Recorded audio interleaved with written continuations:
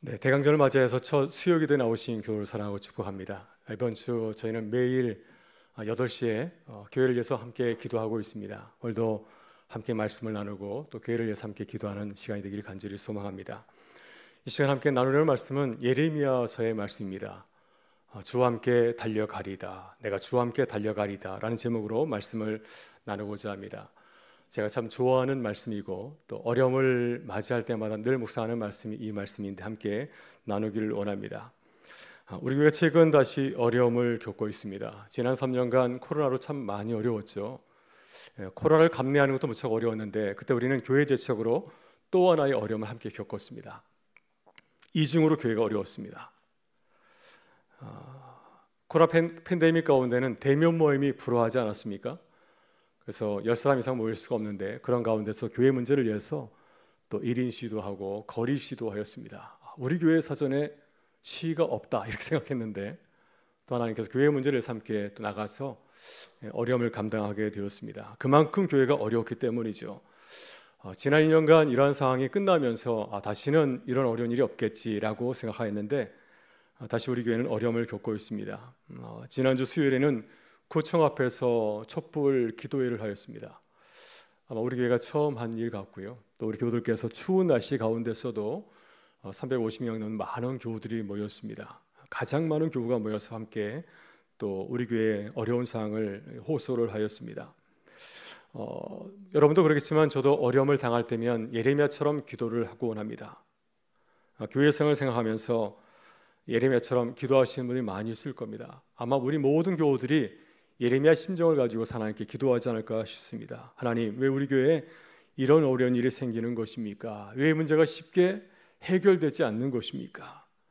왜 우리가 이러한 일로 우리가 어려움을 겪어야 되겠습니까? 이런 기도가 저절로 나오질 않습니까?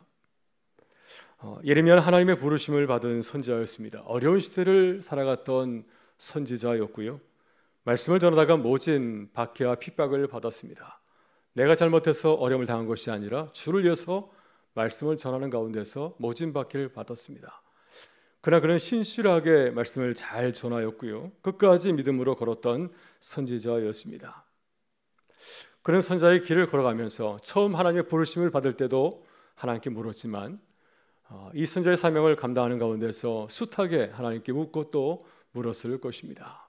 내가 이해할 수 없는 하나님의 뜻을 발견할 때마다 하나님께 묻고 또 물었습니다. 오늘 우리도 예레미야처럼 하나님께 묻고 또 질문할 수 있기를 바랍니다. 왜 하나님께서 우리에게 어려움을 주시는지를 예레미야처럼 함께 물을 수 있기를 바랍니다. 예레미야 하나님께 질문하고 기도하는 가운데 하나님의 뜻을 깨닫고 순종하였습니다. 우리도 예레미야의 모습이 좀 버릇없이 보일지 모르겠지만 우리가 솔직한 마음으로 하나님께 또 뜻을 묻고 또 나아가게 될 때 깨닫는 은혜가 있을 줄 믿습니다. 그래서 우리 교회가 예레미야처럼 늘 주님의 뜻을 물으면서 또 아주 치열하게 묻고 기도하는 가운데서 하나님의 뜻을 깨닫고 또 기쁜 마음으로 순종하는 교회가 될 수 있기를 간절히 소망합니다. 그렇다면 예레미야는 어떤 기도를 드렸나요? 어떤 질문을 하나님께 하였습니까? 오늘 본문의 말씀은 예레미야 선지자가 아마 사역 초기에 이 말씀을 전하는 사역을 시작하면서 던졌던 질문으로 보입니다.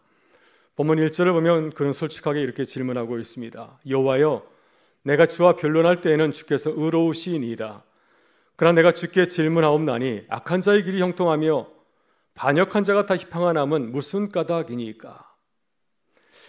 예레미야 선지자가 사역을 하면서 가장 이해하기 힘든 문제는 바로 악인의 문제였습니다. 세상에서 악인들이 잘 되는 것입니다.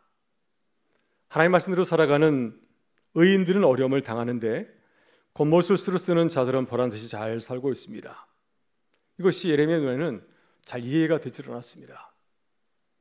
예레미야 자신도 그렇습니다. 예레미야는 주의 말씀으로 살려고 애를 쓰고 경건하게 주의 말씀을 지키고 전하는데 불구하고 계속해서 자신의 일이 삶이 잘 되는 것이 아니라 계속해서 어려움이 자신에게 찾아오는 겁니다. 2절에서 악인들의 실상을 이렇게 고발하고 있습니다. 주께서 그들의 심으심으로 그들의 뿌리가 박히고 장성하여 열매를 맺었거늘 그들의 입은 주께 가까우나 그들의 마음은 머니이다. 예레미야가 보니까 도저히 악인들을 이해할 수가 없습니다.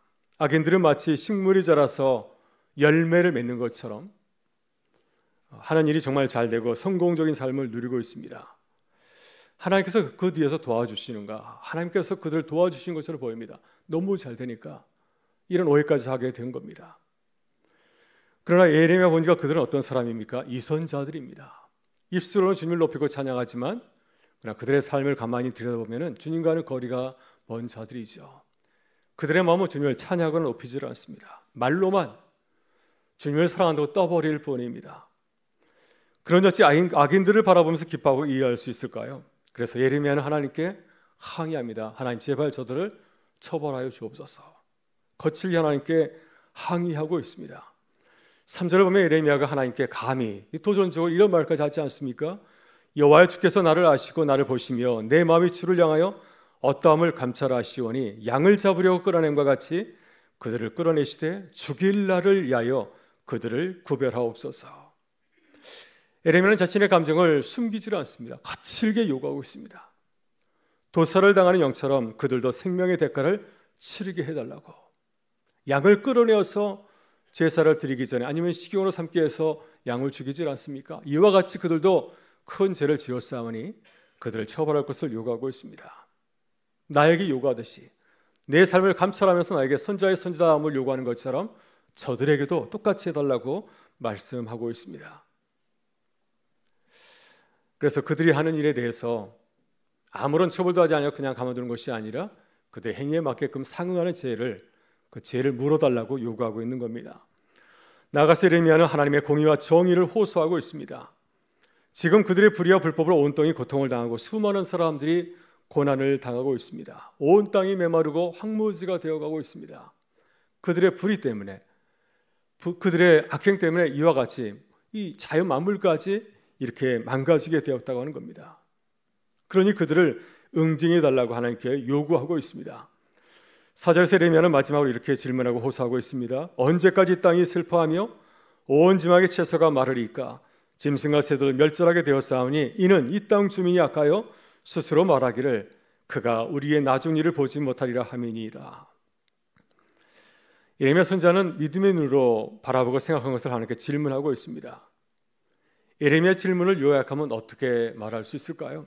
예레미야는 주를 위해서 일하는데 고난과 고통을 수없이 당하고 있습니다. 어려운 일을 계속해서 당하고 있습니다. 심지어 죽음의 자리까지 가지 않았습니까? 그러나 악인들은 어떻습니까? 악인들은 나와 같이 똑같이 이런 어려운 일을 당하는 것이 아니라 오히려 잘 되고 평안합니다. 아무런 일도 일어나지 않습니다.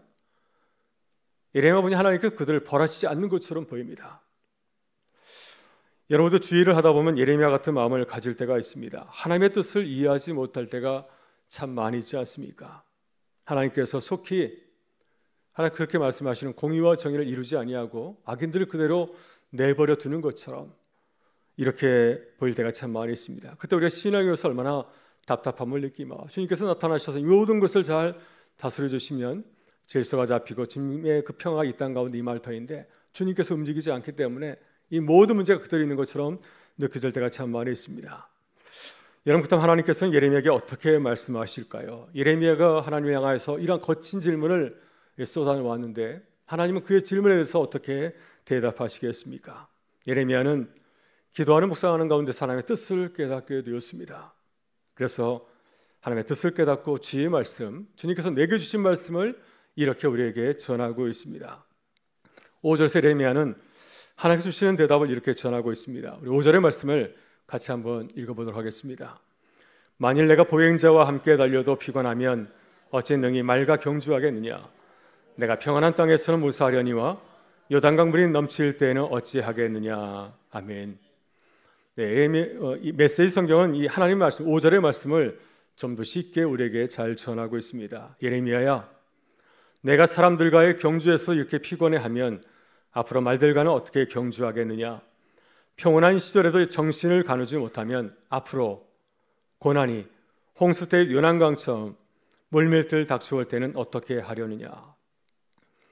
여러분, 이 말씀을 한번 가만히 묵상해 보시길 바랍니다. 하나님께서 예레미야에게 들려주신 말씀입니다. 예레미야를 향하신 하나님의 놀라운 말뜻이 담겨 있습니다. 또한 그리고 어려움을 겪고 있는 우리에게 주시는 하나님의 그 말씀, 그 주님의 뜻이 잘 담겨져 있습니다. 우리 현재 우리가 당하고 있는 어려움만 생각하지 않습니까? 하나님 계시다면 왜 이런 일이 벌어질까? 왜 주님의 교회가 이렇게 어려움을 당하는가? 어떻게 하나님의 자녀들은 힘들게 되고 그리고 악인들은 잘 살게 되는 것인가? 우리 하나님의 뜻을 이해할 수 없어서 투덜거릴 때가 참 많이 있습니다. 언제까지 기다려야 됩니까? 하나님은 어떤 분이신가요? 하나님은 우리보다 크고 위대하신 분입니다. 우리의 상상을 뛰어넘는 이 또 다른 차원의 하나님이 아니신가요? 그러나 우리는 눈앞의 문제만 가지고서 힘들어할 때가 참 많이 있습니다. 욥도 같은 문제로 힘들어하지 않았습니까? 욥도 고난을 만났습니다. 하루아침에 잘 살던 사업이 망하고 사랑하는 자녀들이 일시에 세상을 떠나지 않았습니까? 온몸은 중병에 걸려서 몸을 가누기 어려울 정도가 되었고 그렇게 사랑스럽던 아내가 자신을 이용하고 저주하기까지 이르게 되었습니다. 차라리 하나님을 저주하고 죽어라 이런 막말까지 자신에게 하였습니다. 이것으로 끝난 것이 아닙니다. 그동안 자신을 존경하고 따랐던 친구들이 찾아와서 욥을 비난하고 비방합니다. 신앙적으로 욥이 큰 잘못을 저질렀다고, 너에게 무슨 큰 문제가 있으니까 이런 엄청난 고난이 너에게 찾아온 것은 아니하면서 그를 계속해서 힘들게 합니다. 그러니 어떻게 참을 수 있을까요? 욥은 더 이상 참지 못하고 그동안 잘 참았지만은 친구들까지 찾아와서 자신을 욕하고 비난하게 될 때 더 이상 참을 수 없어서 하나님께 묻고 따졌습니다. 하나님께서 나타나셔서 자신을 변호해 달라고. 하나님, 내가 왜 이런 일을 당해야 됩니까? 하나님이 계시다면 제발 나타나서 나를 변호해 주십시오.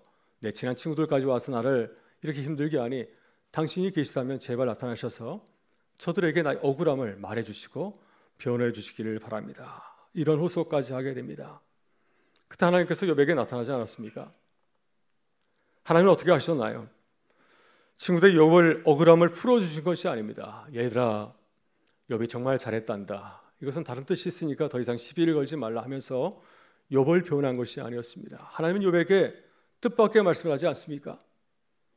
욥이 하시는 일을 소개하였습니다. 하나님께서 세상을 창조하실 때일 자연 세계에 일어나는 여러 가지 현상들, 욥이 도저히 이해할 수 없는 자연과학적인 이 생태계적인 그런 얘기를 늘어놓지 않았습니까? 근데 놀라운 것은 욥은 그때 비로소 하나님이 하시는 일을 깨닫게 되었습니다.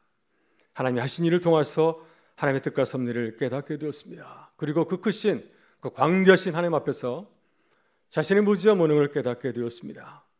내가 비록 알지 못하지만 나에게 일어난 일도 주님의 놀라우신 뜻 가운데서 주님의 분명한 섭리가 있을 것이다. 나는 이해하지 못하지만 나를 향하신 주님의 놀라운 뜻이 있음을 믿고 고백하게 된 것입니다.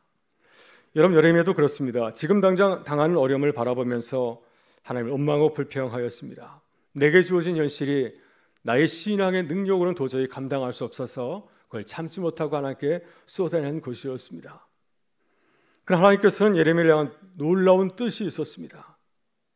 하나님께서는 불의하고 불법이 성하는 유대 땅에서 하나님의 말씀을 전하는 선지자의 사역을 감당하기를 원하였습니다. 주의 말씀을 듣지 아니하고 주님의 말씀과 점점 멀어져 가고 있는 당신의 그 사랑하는 백성들을 향하여서 주님의 그 준엄한 말씀을 전하는 그 사역을 감당하기를 원하였습니다. 예레미야가 이 중요한 말씀 사역, 패역한 백성을 향하여서 주의 말씀을 전하는 그 선지자의 사역을 감당하기를 하나님은 원하셨던 것입니다. 하나님께서 예레미야에게 말씀하신 선지자의 모습이 무엇인가요? 하나님께서 예레미야를 선지자로 부르시면서 그에게 간곡하게 부탁하신 무엇이겠습니까? 하나님, 예레미야가 견고한 성읍, 쇠기둥, 놋 성벽과 같은 하나님의 선지자 되기를 간절히 원하였습니다.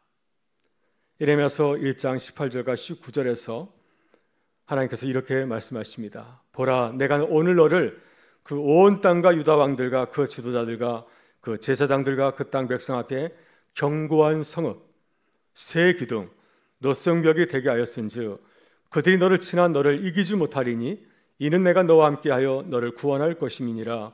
여호와의 말이니라. 아멘. 이것이 하나님의 거룩한 뜻입니다.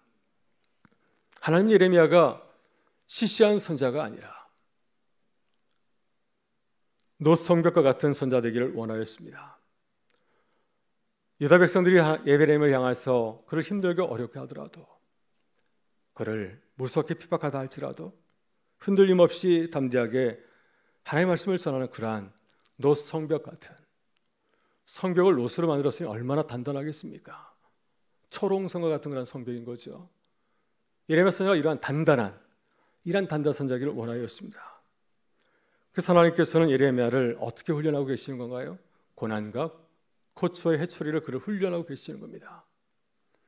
앞으로 예레미야가 감당할 사역이 많이 있기 때문에 그 사역을 감당하기 위해서 그를 엄하게 훈련하시고 그를 인도하고 계신 것입니다. 여러분, 그다음 하나님께서 예레미야에게 선포하게 하신 메시지가 무엇인가요? 왜 예레미야가 유다 백성들에게 말씀을 전했을 때 유다 백성들이 그렇게 싫어하고 그에게 고난을 주었겠습니까?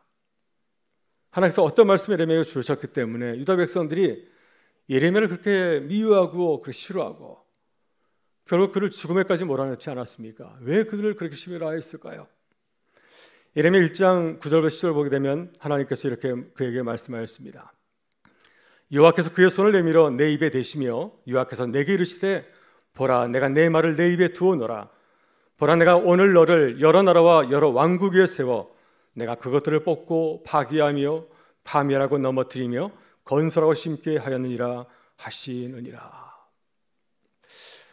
하나님께서 예레미야에게 참 어려운 메시지를 당부하였습니다. 하나님께서 그에게 당부하신 메시지는 평화의 메시지가 아니었습니다. 심판의 메시지였습니다.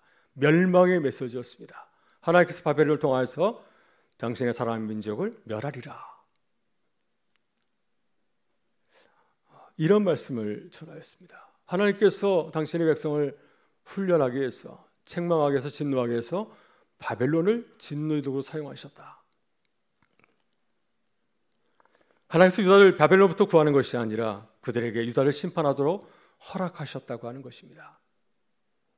이것이 예레미야 메시지의 핵심 중의 핵심입니다.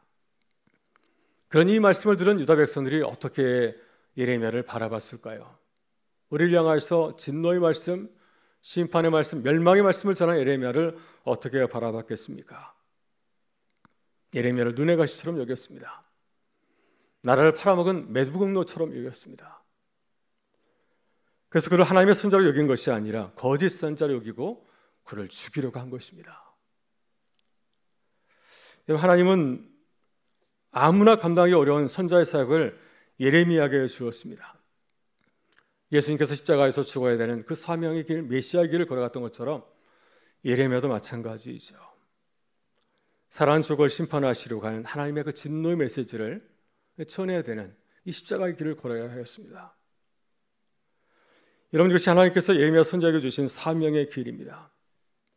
그래서 오늘 본문을 보게 되면 하나님은 사명의 길을 걸어가는 예레미야에게 어떻게 말씀하십니까? 하나님은 참 엄한 훈련관처럼 보이지 않습니까? 그를 향해서 5절에서 이렇게 말씀하십니다. 만일 내가 보행자와 함께 달려도 비관하면 어찌 능히 말과 경주하겠느냐? 내가 평안한 땅에서는 무사하려냐? 요단강 물이 넘칠 때는 어떠하겠느냐? 하나님께서 예레미야에게 고난을 주시는 이유가 있습니다. 그를 힘들게 하시는 이유, 어려움을 주시는 것은 그를 강하게 연단하여서, 정금같이 연단하여서 장차 하나님의 꿈과 비전을 이루어가는 하나님의 선자로 사용하기 위해서 그를 지금 훈련하고 계시는 것입니다. 여러분, 예레미야 선자가 이 주의 마음을 깨닫게 될 때 예레미야는 그 뜻을 깨닫고 순종하면서 끝까지 믿음으로 기쁘게 그 길을 걸어가게 되었습니다. 오늘 우리도 그렇습니다. 보성 때 같으면 12월 얼마나 즐겁고 행복한 시즌인가요? 성탄절을 축하하고 성구행신 예배를 앞두고 새해 비전과 꿈을 나누는 정말 희망찬 달이 1년 중에서 12월이 아니겠습니까? 성탄 선물을 나누고 서로 격려하고 축복하고 어려운 일을 돕고 얼마나 기쁜 달이 바로 이 12월이 아닙니까? 그러나 우리는 매일 밤 8시에 모여서 교회에서 간절히 기도하고 있습니다. 또 이번 주 금요일 8시에는 구청 앞에 모여서 다시 촛불 집회를 하려고 하고 있습니다. 참 힘들게 12월을 우리가 보내고 있지 않습니까?